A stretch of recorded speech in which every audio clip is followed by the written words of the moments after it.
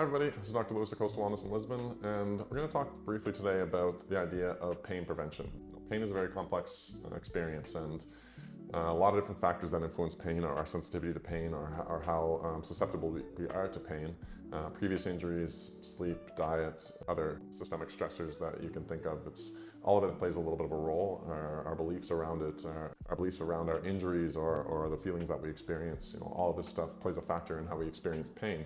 That being said, we can have a lesion in the lower part of the back, or a significant restriction, or a tendinopathy of some sort. And the question is always, what is the best thing to do for these issues? Sometimes people talk about Pilates, or I should be doing yoga, etc., etc.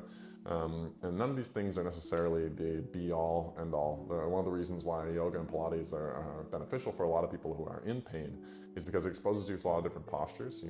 Our body really likes to move through a nice, the joints and the tissues like to move and be stimulated, movement being moving through a nice full range of motion, moving under stress, so being loaded with weights and different forms of resistance training, holding different postures and positions, and yoga and Pilates do get you to do those things. They do put you into a lot of different postures, positions, and holding, so it improves your endurance with certain postures and positions, and it gets you into a lot of different shapes, and this is good. The body reacts well to this usually, but that being said, somebody that hasn't moved a lot for a long period of time, or just has very poor mobility and very poor flexibility, and when they introduce themselves to those activities, I have a lot of people that then come from them because they were holding a certain position and they just overdid it, or it was too much time or too many repetitions, and they deal with a back pain as a result.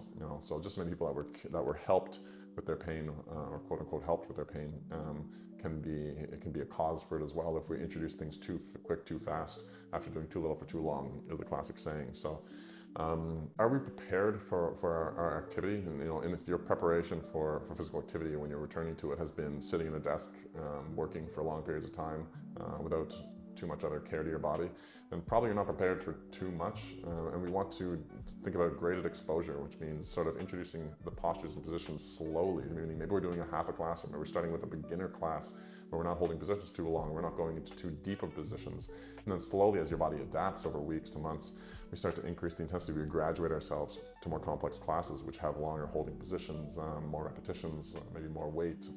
But really what matters is what you want to do with your body on a day-to-day basis. If I, for example, want to learn how to do a backflip, and I don't really do a lot of back extensions or a lot of extension work with my spine, and the first thing I do is I go to a class and I start to do this big kind of fast extension movement, most likely if I do a few repetitions of that, I'm going to feel pain in my lower back, even though I don't really deal with pain on a regular basis because of my routines that I'm currently exposing myself to. For example, gradedly exposing myself to that position, starting, for example, with maybe more passive movements, where maybe the most simple thing, if I don't have much extension in my lower back, is just doing some press-ups in this position, and then graduating to doing a little more complex press-ups. Maybe I'm starting then to go into more of a bird dog, where I'm hyperextending and holding that position for longer periods, and then I'm doing it a little bit faster, and then maybe I'm graduating from that to doing vertical jumps before I actually start to go through a full velocity extension to try and do a backflip. So kind of a dramatic example, but we really want to get graded exposure and allow our body to adapt